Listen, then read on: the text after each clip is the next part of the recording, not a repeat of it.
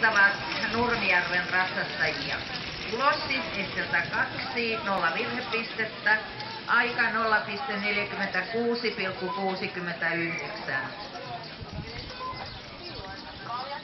Ja sitten saadaan myöskin Esteltä 2 tulos Valjakolle 307.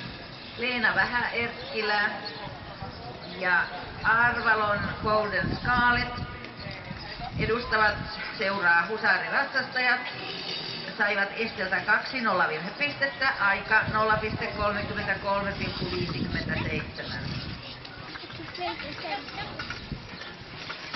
Ja tulos Esteltä 5, Valjakolle 160, Leena Kalalahti ja Kihin Jussi.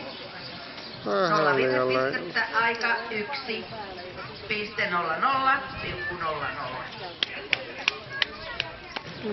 Pikkasen meni liian läheltä